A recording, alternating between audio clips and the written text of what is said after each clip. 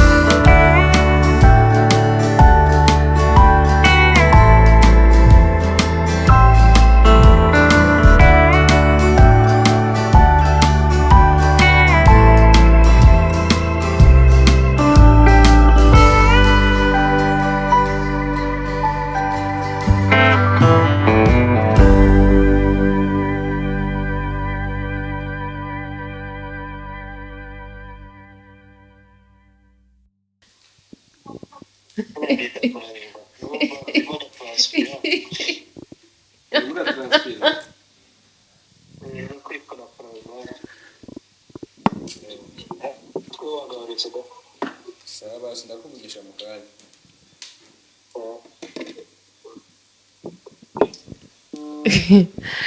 turi Franco hano so habonara turi 5:38 tariki 31 z'ukwa 12 turaye dutetse harabura iminota kugira ngo umwaka urangire. Ntabwo mbese dushaka gutangira umwaka dufite inzara. Turatetse aya masaha turi kumwe na Latifa na papa wanjye twazanye kuriye Latifa na Keisha dada yo ngwino uvuge ngo hi guys iri joro turatetse pe. Ngwino usuhuza abantu.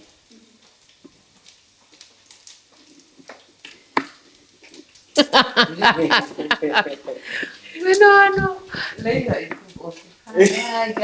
twagize twongeye kwishimira guhura namwe.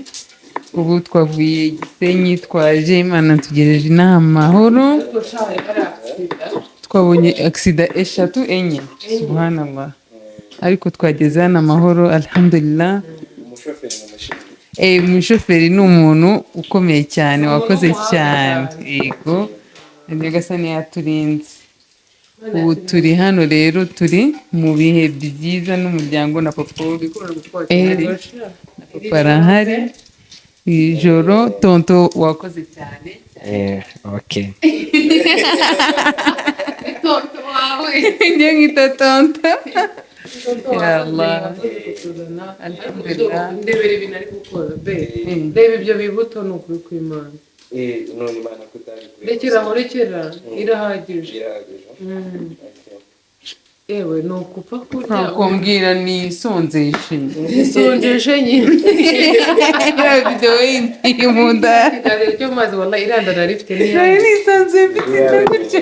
niyo mpamvu ugomba kogosha nkakora siporo nkagabanya inda nkazongera kurana n'umusatsi ariko nananutse Ku buryo abantu nyine banabibona kabisa kuko ntabwo wakora siporo zigufasha kugabanya ibiro ufite umusatsi mwiza wasutse. Biragoye. umuya mu mutwe Noneho umuya koga cyane buri munsi n'ubundi bibisuko. birasaza wahitaza amafaranga Ako ufite agapara woga nk'abana amazi mu marana icyumweru ibisuko ibyumweru 3 kubera nyine ngomba kubikuraho nkogosha. nese nta kuntu mwajya mwoga nise wambonjenje ubonye uba nta muntu urimo kubera papa rero uri mu mirena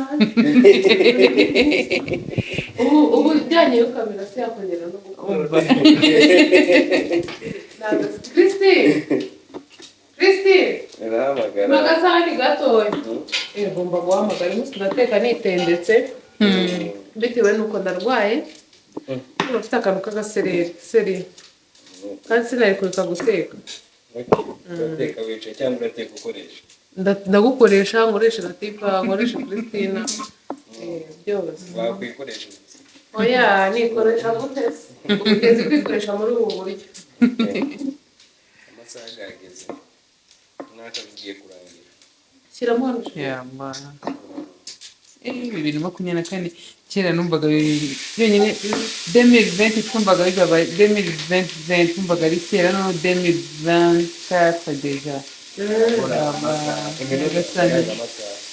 harabura iminota byiza tukagera muri 2024 ibyo ubutaha ibibuto ntukabibikiraho egeza hino nasongeye nkagukosora ko ndi mwari ngo buri munsi uherwa guteka ryari yaragowe ngaho ukata igitunguru umugorwa yumvira nuko naje mutwaye none guteka bro kurongora ntabwo byoroshye igitunguru ndashaka gikeya rekera rekera sheri nase warekera ushaka gikeya ndajya ndenzaho kuko ntabwo ndi no ducopinge byataye nyumvire ugagahoza basi nese ntabwo mwashakaga ko mbatekera uri kudutekera kuva rero banshaka bakangira umugore wa mutabazi bwa mbere bagiye kurya ku biryo natetse yego ibyo twatetse ibiryo twatetse kuko harimo amaboko menshi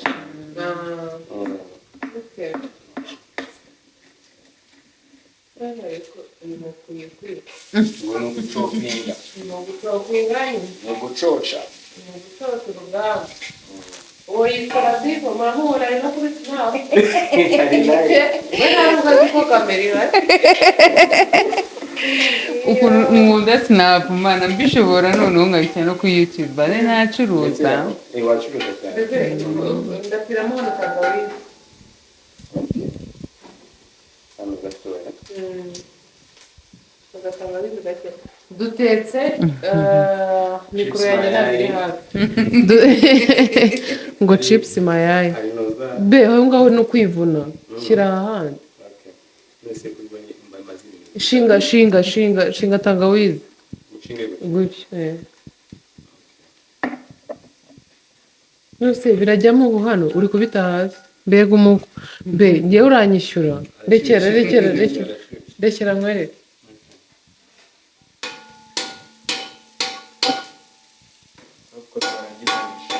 akeye oya mbese gukuramo gaho dutetse ipilawu n'inyama ntabwo turi buteke ibintu byinshi kuko burije kandi papa we agomba kurya akanataha 16 mu mwaka urangira turarya mu kadomo yego 16 ntabwo byabihiye ese papa yaje akavuga hi guys papa ngwino uvuge hi guys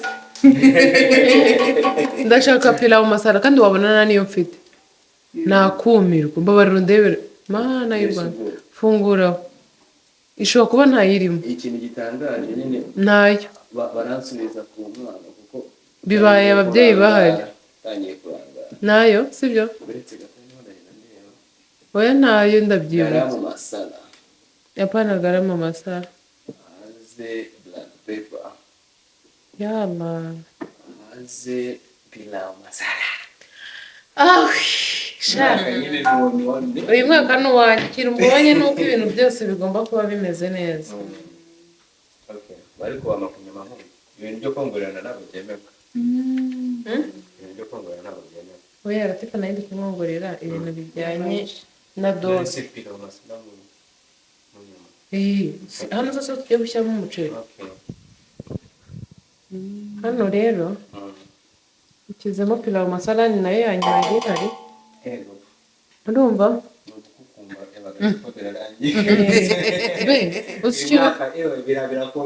be fungurira akira fungura aho ngaho fungura gato cyane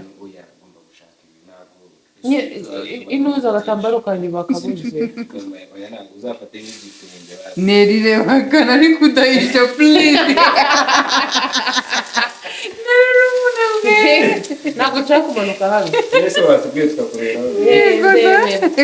ndebera ikintu kimeze nk'ikirushemo aho ngaho cya plastique ubundi impamvu ntagiye muri detaye cyane y'ibi biryo ni uko n'ubundi nabitetse be ngaho fungura hano gatoya ako se gutya cyafungura shaka gushyiramo utuzi dukeya n'ibikiri pfundikira urumva guys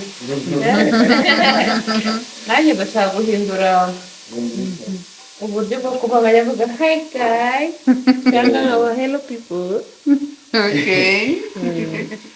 bayita soya sauce n'umunyu Kristi unyuguza wa muceri ngo nawe unyuguze wowe ni umunyu neri ukonje utaragira reka kiremo kura yakanyama kanjye na Aka ni akawe. bofre ariko ni kinini Aka ni akawe. akawe ni aka bofre niko Yego man. ukuntu kangana Shirima kandi ndabona bikomeye. Ni umuryango. ahubwo se ubwo zishizemo Ngenda ryo tunafite. gogo sobe Akira shimwe. atanga hariho pira mu masara mbisi Nakira. Amunyo ne. njyewe Ako nawe tubitwaye. ntabwo utetse ibirungo byinshi kandi wakoze guteka watetse neza ariko ndayiryaho n'inyuguti. oya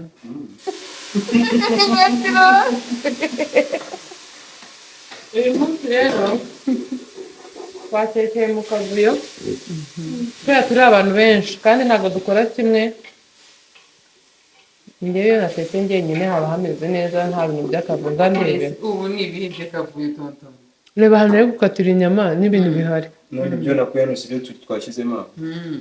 nyine ntabwo bisa neza Munda n'amaso aba amushinge mu maso yanjye ndabona isa neza. cyangwa nawe ureba Mu maso aba. noneho rero katureke Latifa ajye kuganiriza papa ubundi ngewe nkubaza ibibazo nari nateguye kukubaza uyu munsi kandi ubisubizanye ukuri sibyo ko ufite ubwoba utekereza Ashira. ngwino ntabwo ureba Akira kugwima. Ni mahoro. Ntabwo nakwingingira. Ati. wamwumvira ahantu muzumva mutari kunyumva neza nuko bizaba byagenze ni Latifa ufashe sound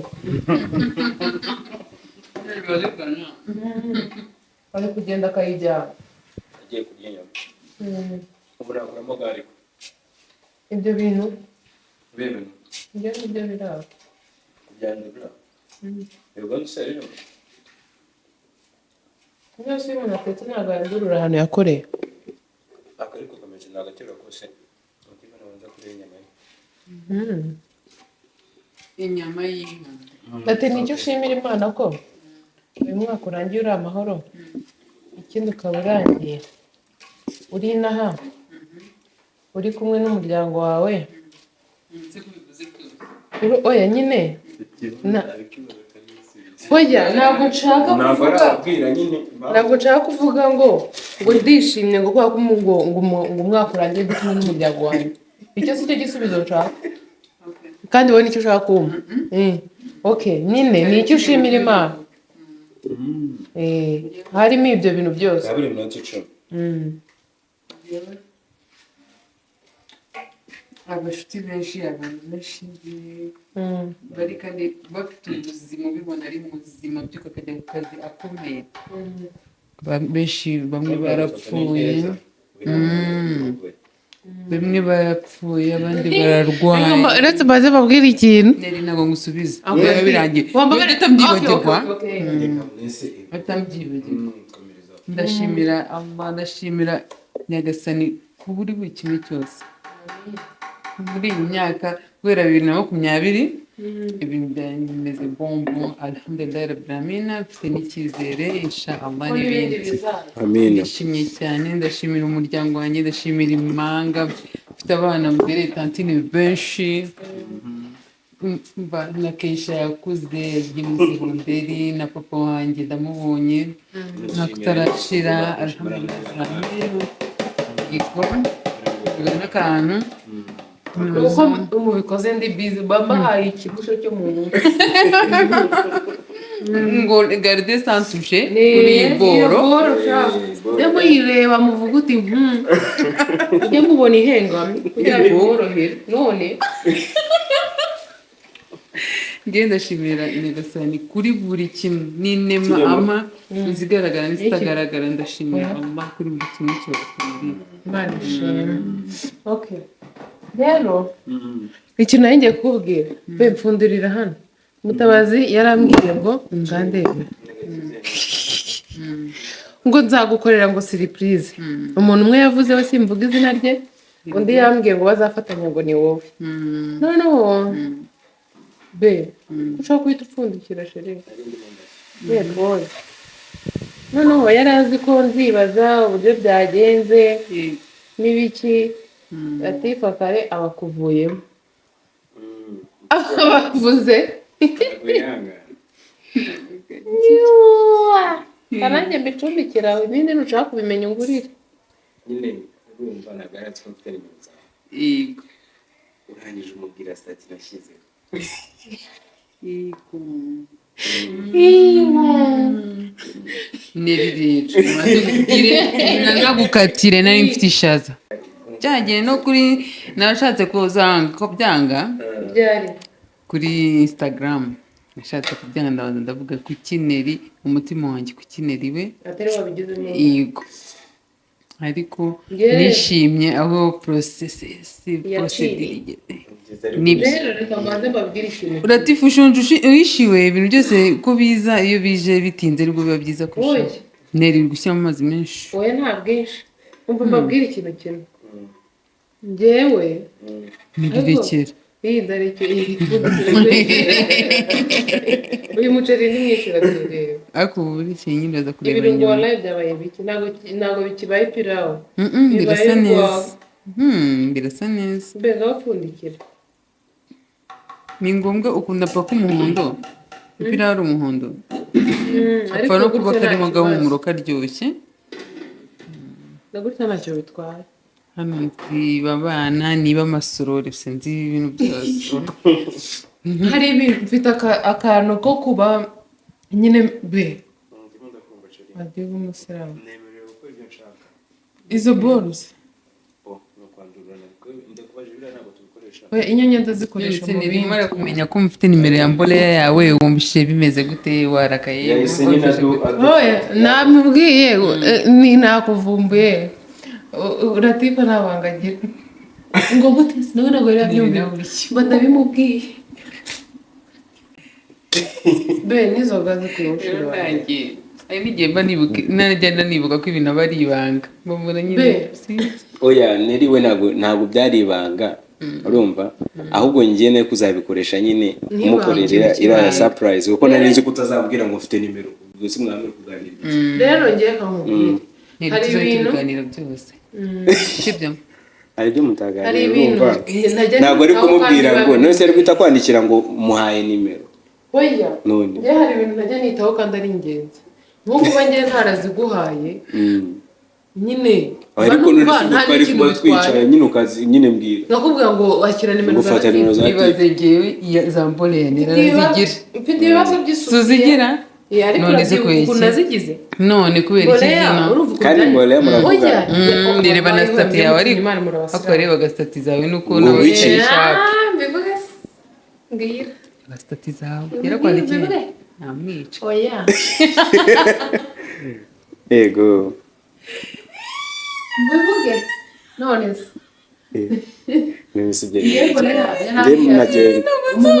kumere izi staff amanimero turavugana umwe ntihari ari mu Rwanda undi ahari araziye ibyo nuko natunze nimero za mboneye rugikubita none rero ariko n'igisenyi mwaravuganye kuko uribuka ko ari wadufotoye ifoto nyine uriya munsi nibwo yamamagaye nibwo bwa mbere natunze nimero ndeba nyine kuva kiragiye mutarakora n'ubukwe nyine uribuka ya gahunda yaranzaniye iyo gahunda uko yameze kose nyine ariko kubyumva nta bya nyine simbyibutse urumva simbyibutse none se ni gute ngena nifite nimero ye nyonga ubwira papa azavuge ngo hi guys bengwe no hano ndanze ngo no nyine hano kugira ngo ubugaragara neza hari ubundi nkubaze uri kugaragara mu mugongo singewe se umva umwana ari kurira reka ikiganiro cy'uyu munsi nikigenda neza Imana ishimwe cyane kiragenda neza ikindi akavuyo kari aha ngaha mukihangana buri minota 3 so tugomba kujya hanze ho gatoya si inahase turabona ahantu bari burasira umwaka yo kurya yo kurinuza hano mu Kigali okay naye nyiri kuvuga ngo bambe nyine minota 3 none tuze kugaruka mu wundi mwaka mbese ubu tugiye mu wundi mwaka tuvuye muri uyu mwaka harimo iminota 3 ariko ubundi hari ikintu nibaza Yego. Nyakisa akunda kuvuga ngo ngo hari igihe bari kwicarana n'umuntu akamubwira ati ariko wagiye ukoresha ubwenge ko batabisorera bamaye amazi nakwamata bamwe kumata nubwo maze kunywa fanta urumva sheri nk'ubu Ndabona asa ngubu neza. twicaye tugiye kujya hanze tube tuvuye ku cyumweru tube tugeze kwa mbere sibyo ikindi tube tuvuye muri 2023 tujye muri 2024 mu mwaka utazigira ugaruka nubwo habi ibyo se byakwitwa gute ibiryo watangiye guteka ibi biryo bigashya 2024 ni ibiryo by'umwaka ibyo bintu nyine bisobanura nyine mujye mukoresha ubwenge cyane nicyo kintu cy'ingenzi ngiye kukubaza bitetswe imyaka 2 maze imyaka 2 nekera umugabo wanjye papa wanjye umwana ego mana urugo rwose ikindi nende kuvuga ngo mwihanganira akavuyo karahanga hari abantu bajya bareba video bakavuga ngo senga ibyo bintu ngo byari biraho ibi ngibi nibyo twifashisha n'ubundi bikora isuku hano ni mu rugo reka ntago hano ni mu rugo kandi n'ubundi bibaha nibi byose n'ibyogesho ariko dari bitari kuba biri hano nibihe ko iki ngiki kirimo ibirushe mo hano hasi hafitemo ikibazo niyo mpamvu hari ibintu nshaka tugiye kujya hanze Imana dushoboze habe hari kubona na 59 tugende hanze Franco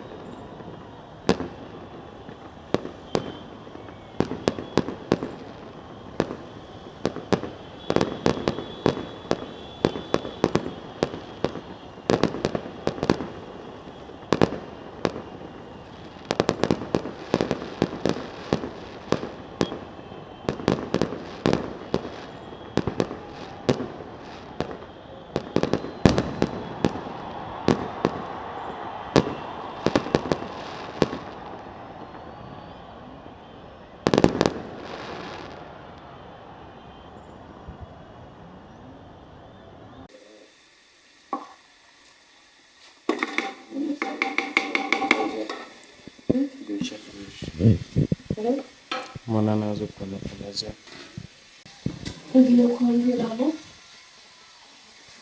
ngiye kongeramo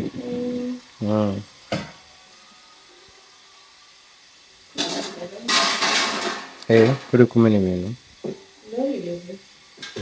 umwaka rero ntabwo bikunze ko tujya hanze bisanzwe bitabona kurasa nonse nta kibazo kurasa n'ibisanzwe oya ntabwo biba bisanzwe ariko twumvisha amasasu y'umwaka arasa umwaka feu d'artifice niko byitwaga mu giswahili babyita gute feu d'artifice okay uri mu bantu bemera ko bazi igiswahili cyangwa ngaho ndumva kabisigoma tutarakivuze nyine abgoma urumva batira muri France nabo bavuga feu d'artifice nyine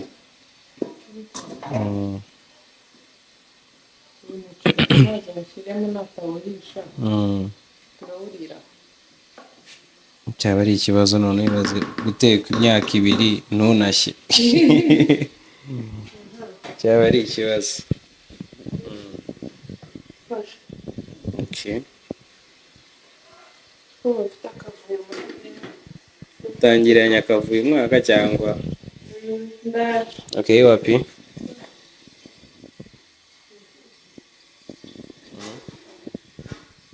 ugiye hanze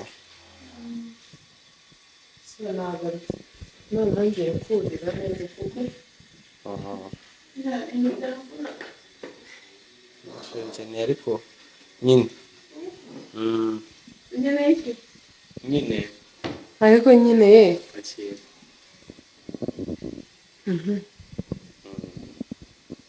so ngiye kukubaza ibibazo byanjye. twatangiye 2024 happy new year guys, yeah 2024 Imana ibahezagire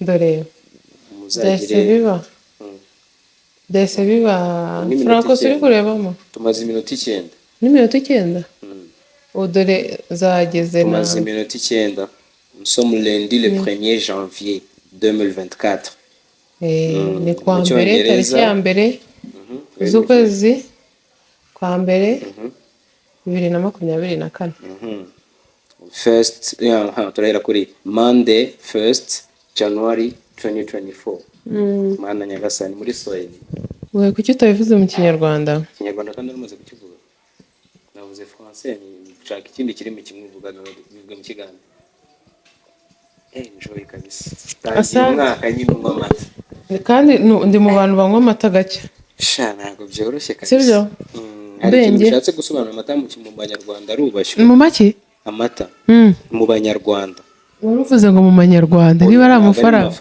ino meza yikureho unyegere iyi ni intebe ntabwo ari meza none byakomeye aya mata arimo ikira harimo intuzi harimo epinari yagera hano shore so ugiye kumbaza ikibazo cya mbere ni ikihe kintu uzi wakoraga muri 2023 yego ese gera hano ku cyo wamunze uri hejuru yanjye cyane nagushaka kumvuga nkoraho ntabwo ari cyo kintu muvuga nyine ntabwo nshaka kujya munsi abana bari kurira Mikaela ari kurira tangiye umwaka nyine ari maso nta mpamvu yo kuryama bose ahubwo babyutse aho rero nsanze ari maso ntabwo ari yicaye urumva ako se hari ikintu ndi kumva kubera agasore yari mfite reka tujye muri salo nicare mu ntebe sibyo mva impande y'umuriro abantu bari munsi baragira uruhande rumwe nta kintu tubabangamira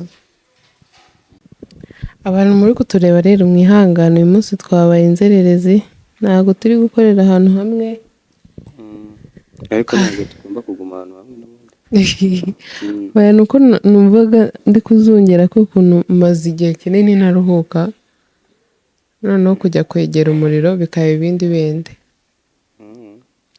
rero impamvu tutagomba kuguma imbere ubwo se yaba ari ikibazo ufite wese ndibaza ntacyo nuko uzabaza umuganga kuko kwegera umuriro nyine ukazongera kubera iki ntabwo ari ko mpora nuko ndushye nyine kandi urabizi nibwo tukigera i Kigali ndetse tujya mu bindi ntabwo witunganya imbaraga izo ni imbaraga noneho okay ndashaka kukubaza ariko utari muri telefone ntabwo ndimo ndi kwireba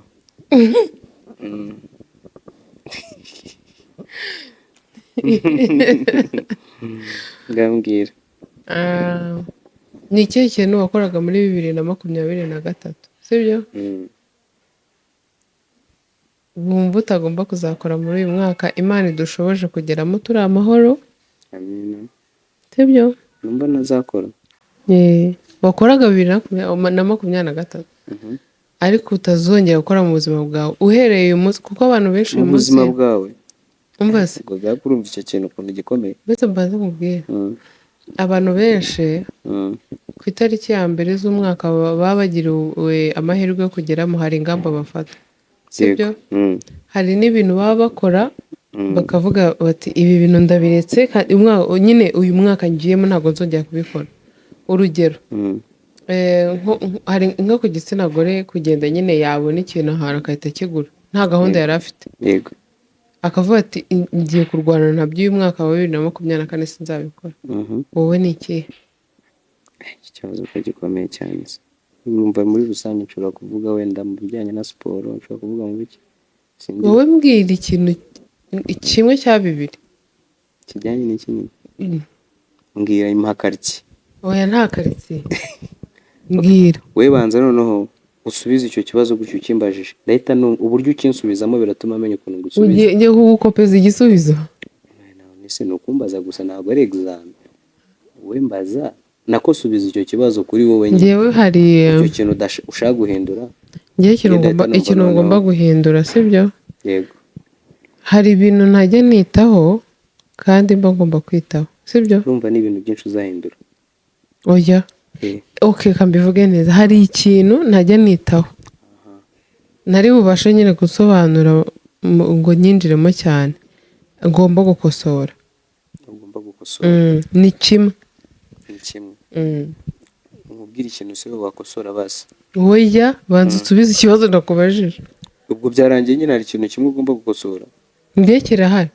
Icyo kintu nyine urumva ntabwo kinsubije hamwe ngo hari ikintu uzahindura kandi wari umaze kumbwira ngo okay, hari abantu najya nkunda guhamagara sibyo. Kandi nkumva kutabahamagara nta kibazo kirimo. Hari abantu utajya ukunda guhamagara. Yego. Kandi nkumva kubona bahamagara nta kintu bitwaye. Babahamagara utabahamagara nyine. Oya. Nyine njye sinkunze kubahamagara ariko mba numva mu kubikora atari urundi mutima mubi, nta kindi kintu mba natekereje. Ariko si byiza kuba nabahamagara. Rero nagize amahirwe yo kumenya ko atari byiza kuba nabahamagara. Rero uyu munsi mu bintu nanditse wahinduye ugiye gukomeza ngomba kugihindura guhera uyu munsi. Yego. Kuko twatangire uburyo twambutse. Okay. Icyo ni ikintu cyiza cyane. Ndimo muri abo bantu. Wowe gusa naguhamagaye nahamagara nde? Mbwira wowe. Engese. Ku kintu ngiye ngomba guhindura. Ni ibintu byinshi cyane. Sibyo? Ibintu byinshi cyane ariko nabuze aho mbera mbikubwira. Uvuga nyine? Hari n'ibyo ngomba kugabanya. Ugomba kugabanya iki? Ikintu. Oya. Ikintu wavuga ukararanze mwana. Kivuge. Pako kivuga.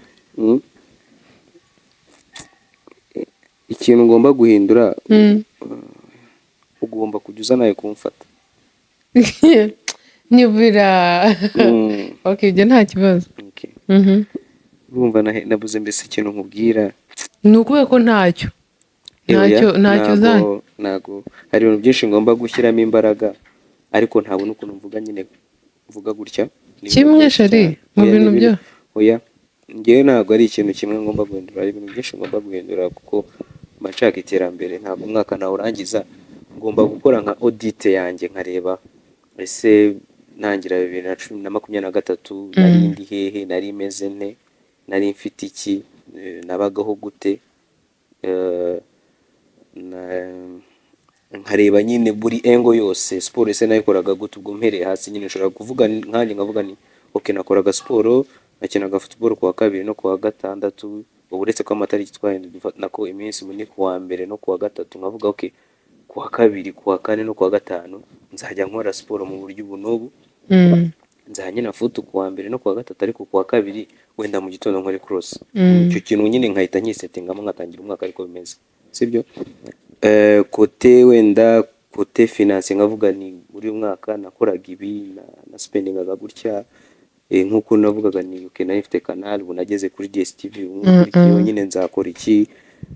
Uba nyine ugenda ureba ikiza nuko ubutera imbere. Ntabwo navuga ngo iki ngiki naragikoze ngo kanyereke nzasubira inyuma ya ahubwo no kwavansa nyine ureba n'iterambere. Urabizi uyu mwaka watangiye naho abana dufite urangira tubafite. Nari mbatwite watangiye mbatwite. Ntabwo bavugaga ngo bari kuvugisha. Nta nubwo twababonaga. Voilà, uretse muri ecography gusa. Urumva imitekerereze y'icyo gihe nyine twavuga tariki nk'iyi umwaka ushize. Ntabwo ibyo ntekereza ubu ntabwo bitandukanye ariko ndatekereza ibindi bijyanye n'uyu mwaka urangiye. No kuvuga ikintu cyose nakoze muri uyu mwaka hari ibyo ntakwibuka kuko tuba dukora ibintu byinshi. Nk'ubu ntiwakwibuka inshuro wasitaye ngo ni zingahe sibyo. Ariko ibyo nibuka nibyo ngomba gukosora n'ibintu mba nyine narashyize ku mutima nkavuga n'iki kintu okay muri nubwo kimbayeho please next year cyangwa next time iki kintu ntago kigomba kumbaho mfite ubushobozi cyangwa se nta bushobozi mfite nkavuga okay nzifashisha runaka kugira icyo kintu cyongere kumbaho. So urumva ni ibintu byinshi cyane ku buryo ntabwo nabwira ngo nzahindura iki kintu gusa ariko ni ibintu byinshi nzahindura. Atari ukubihindura byo hari ibyo nzareka yego ariko guhindura ntago ari ni nk'inyunganizi cyangwa gushyira imbaraga mu byo nakora. Icyo uzareka se cyo ni iki? Icyo nzareka nabyo ni ibintu byinshi. Divuga kimwe ariko ngiye nakubwiye ko byangora cyane kugira ikintu kimwe mvuga gutya ngo nzareka iki kintu. Ngiye se ni iki kintu wifuza ko nahindukaho? Ikintu nifuza ko wahindukaho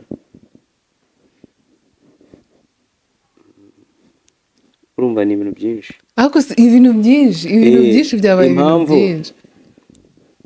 Ibintu wahindukaho nk'ubu njye nawe tuba turi kumwe kenshi sinakubwira ngo uzabihinduke ahubwo ubihindutseho cyaba ikibazo urumva. Kandi ubu ngubu ushobora kuza kumbwira inyuma nshobora kubona ikintu kimwe rero bivuga ngo nuze kubimbwira ko ntabyo. Oya sheri nawe urabizi nk'ubu ubaje ngo nzahindukeho iki urifuza ko mpindukaho iki wakibona? Yego ko njyewe mba ndi tayari wimbwiye mbikubwira. Okay njyewe ikintu nifuza kuhindukaho dutangira umwaka wiyogosheshe. Ariko mana ibi bintu tutse n'ibisaza nziyogoshesha twanabivuze si ngombwa ko bisaza. Ndashaka ko 13 z'ukwa mbere kuri anniversaire yanjye numva harabura iminsi 12 ubu twageze mu kwezi kwawe uzaba udafite ibisuko nta kibazo. Yego ubwo tariki 12 nziyogoshesha simbizi icyo nshaka nuko nyine ubwo nyine icyo ndifuza ko kiguhindukaho. Ibyo nta kibazo. Mu mico yego mu mico ntabwo imico yawe mbangamiye ntacyo nifuza kuhindukaho. ngo umukonde ntacyo ngiye ni vibes kabisa. Bameze neza utumye uko kuntu uri kunsubiza wivugisha ngo ibintu byinshi utumye mbura ikindi kintu nkubaza ko ariko nyine baze nyine none se ngo ikintu nkubwira uhindukaho ku mico nyine reka nkubwira ko ikintu ngiye kibaye mitanye kubwira aho ngo bikarangira. Nk'ubu ngubu si ureba hariho nshobora nko kuvuga ati muri uyu mwaka ndifuza kuzajya mbyuka saa 12 zuzuye kabone n'ubwo naba naha kandi kuko n'ubundi biri mu byifuzo byanjye guhera uyu munsi nubwo turi saa 6:29 sebye minota 30 yuzuye saa 6:29 ushobora kuvuga ati ni 30 gusa iyo saa 6 ntayiriho ko ni nama 0 2 nyine 30 ngumva 30 akwakobe maze iminota 30 gusa genda tubayeho se. Oya uri kumva saa 12 ngomba kuba nabyutse naba mfite ahantu ngiye naba naho saa 12 ugakora iki ugiye gufata routine yanjye nyine nanjye ugakora siporo. Nkakora siporo nkataha nkagira n'ibindi bintu nkora mu rugo. Ariko ufite na coach Latifa Shatse yajya gukoca kuri noza kuri live zirarenze na wese kwajya muri gym. Oya we akagukoresha nyine ibaze izi zirarenze n'abazishobora.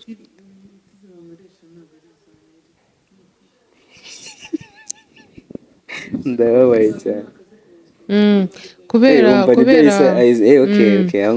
kubyara mbazwe hari ibintu ntakora. Ariko ubwo nyine si bisaba umwaka se uvuga tariki 14 z'ukwa kane tariki 15 z'ukwa kane 2024 agomba kwinjira gym gahoro nyine agatangira gake gake. Ubundi guhera ubu hari siporo nakora zirahari. Yego zirahari zo muri gym nakora nk'igare burawe igare najya. Tapiro kwirukanka nise yageze tukirukanka twazamuka umusozi. Ngewe ubu ntago nahita niruka ibintu byo guterura abdomino wapi abdomino byo wapi ntago byemerewe. Ndahita ipasuka push ups nuza se bayita ngukira gisobanura twumve nyine uko nimeze. Ndayibagiwe iyo nashaka kuvuga gusa nayibagiwe nihuje.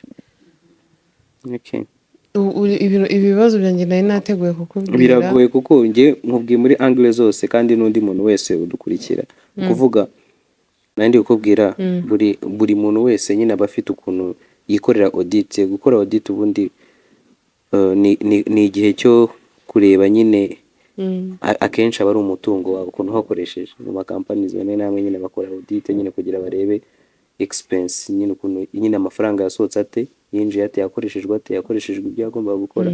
N'igihugu kigira audit burya ikomeye cyane. So buri muntu rero nawe agira audit ye ku giti cye. Nk'ubu wowe mu mwaka wa 2023 urumva hari ukuntu watangiye uri kuvuga ndashaka kuzagera kuri ibi, hari ibyo wakoze, hari n'ibyo utakoze, sibyo? Noneho ukabanza ukavuga okay ibi byagenze gute, mbese ubundi kuki ibi bitabaye. Noneho ukavuga okay ese ni ngombwa nzongere mbikomeze ibi bintu cyangwa n'ubundi nta mpamvu. Ukavuga okay noneho kadukomeza ibi. Noneho urumva buri umwe ku giti cye, buri umwe bitewe n'ubushobozi bwe. Nkuko ubu byo Bill Gates ari gutekereza njye sibyo natekereza kubera urwego ari, sibyo? Cyangwa umukuru w'igihugu ibyo ari gutekereza nanjye biratandukanye, birahabanye. Ariko buri umwe nyine afite ikintu ashaka guhindura mu buzima bwe cyangwa mu buzima bwa buri munsi. So wowe nawe uragifite. Rero niyo mpamvu byangoye kugira ngo picking akantu kamwe nkakubwira, biragoye cyane. Ariko kubera turabana ibintu byinshi turabikorana, so ndumva uzagenda ubimenya kuko hari ikintu. yewe rero reka nkubwire, nshaka ko wongera uburyo bwo kunyitaho.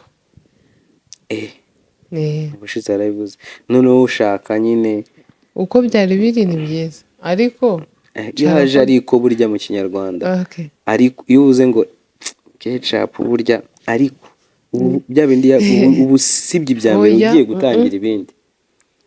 kamindure byari byiza uko biri kugeza aka kanya ni kugeza iyi tariki. Yego ndifuza ko byiyongera. Byiyongera no kuvuga okay byakubanye bikeya.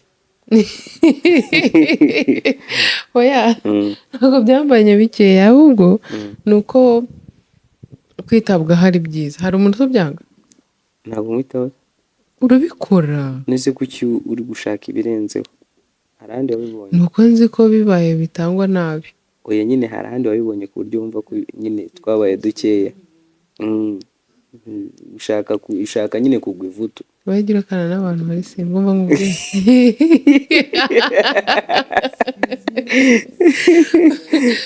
Urumva ndewe ntago nyine ari bibi. None oya reka nkubaze nk'ubu ngubu byutse bigashoboka ko nagubasha kuguheka nkakujyana nko ku kazi cyangwa ahandi hantu. Waninza? Nagutinza? Waninza kujya ku kazi? Oya hatarimo ibyo wibitekereza. Ndi kwibaza nyine ukuntu wa make up buryo ungeza ku kazi. Nabyukiye amasaha nsanzwe mbyukira. Mvaye. Okay reka tubyihorere, ariko nzi ko ibintu ndi kukubwira uri kubyumva. Nta muntu wanga umuntu umwitaho. Ariko nyine ntabwo umwitaho. Urabikora none se nyine neza. So ushaka be neza cyane urusheho. Yego wabibonye kuri nde?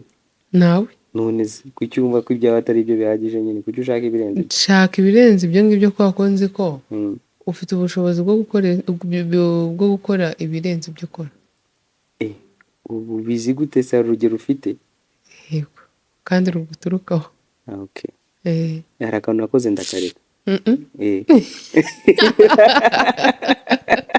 Oya nzi ko hari ibyo nyine wakora birenzeho. Okay I'll do it. Ako uzakambwira ku kantu nyine? Uzakambwira ngo nzi ko ikindira kandi hari ibintu se nakuvuga ko hari ibintu nzakubwira byarakunaniye bebe. No kuvuga muri 2024 sibyo? Imana izaguha umugisha. Amen. Iduhe imbaraga. Amen. Iduhe uburyo n'ubushobozi. Iduhe ubwenge n'ubuzima. Amen. Dufashe kurera abana bacu bageze ku byo twifuza. Bazige neza. Izadufungura imiryango ifunze. Amen.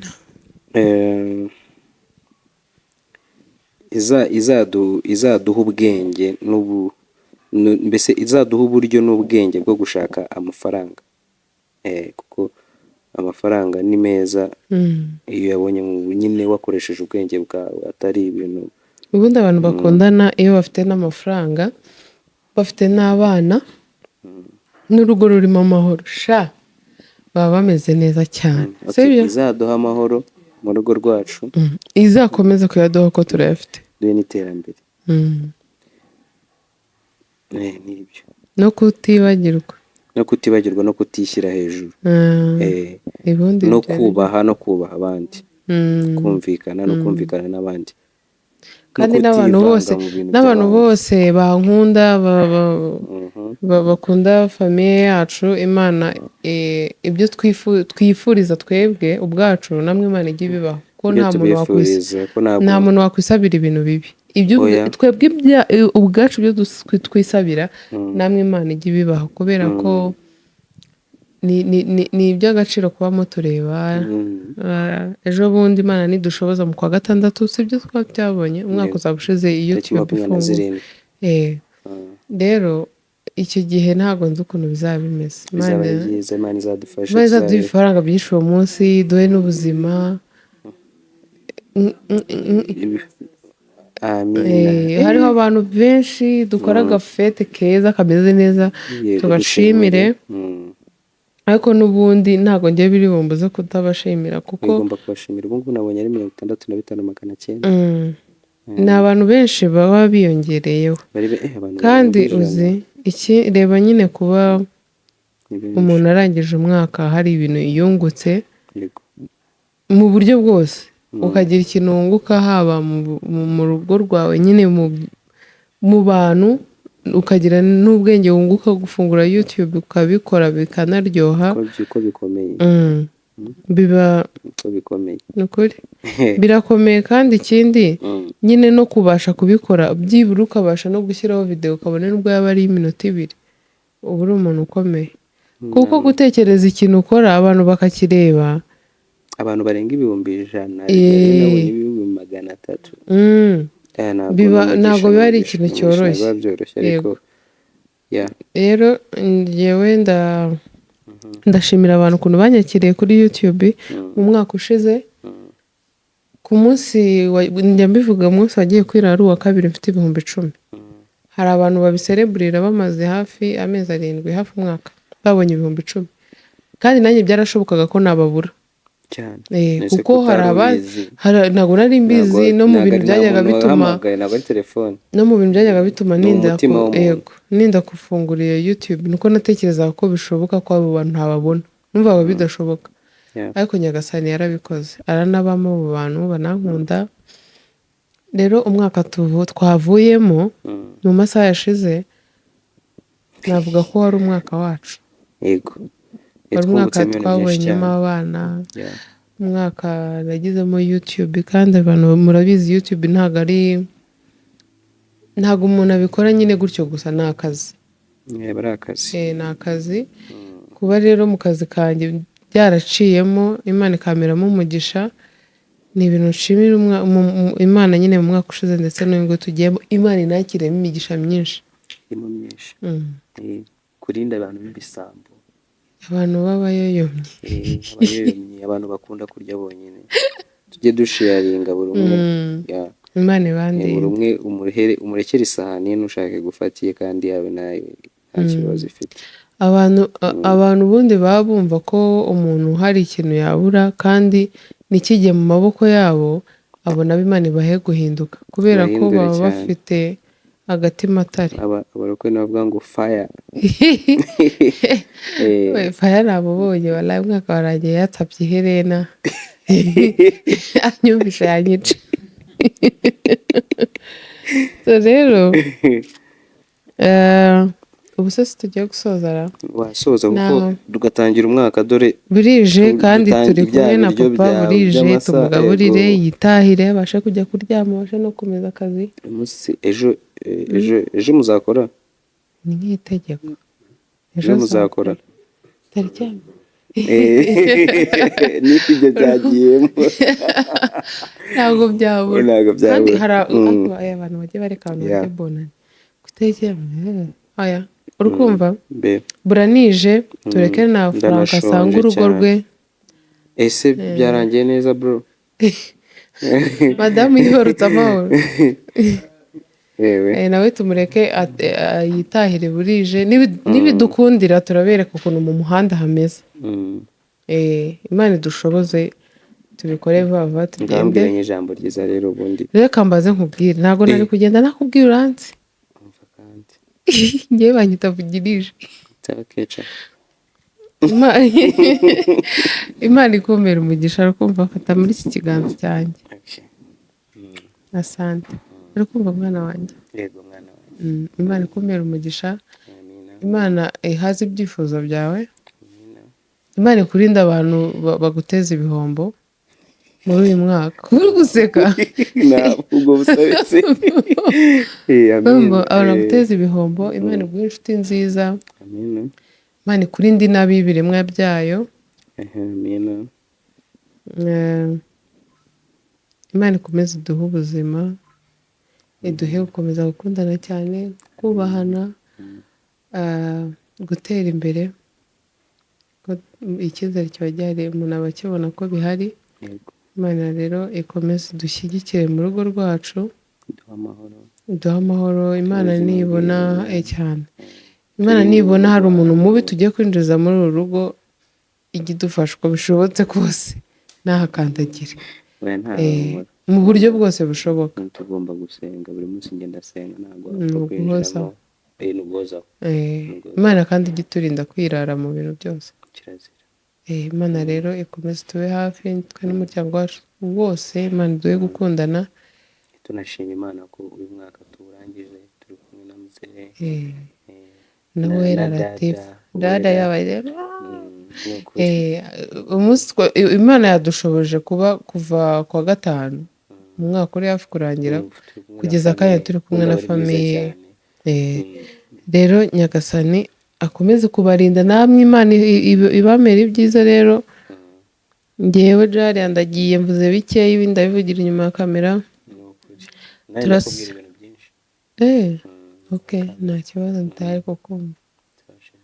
Noneho rero impamvu muri kubona Mutabazi yitonze ntabwo ari ikindi mwabyumvishije, ubundi ntabwo aba yitonze. Nitonze ari impamvu ijwi baryumvishe. Mwakoze kudukurikira, n'ibinshobokera ndaza kugaruka n'ubundi mvuge, n'ibidakunda murabona amashusho y'ukuntu mu mujyi bihagaze muri iri joro. Ndabizi ubu hari abantu bari happy kabisa. Ngiye gutangira umwaka utwaye ko byagenda kose uranwa. Imana idushoboze ngo utware. Mwakoze kudukurikira, bye.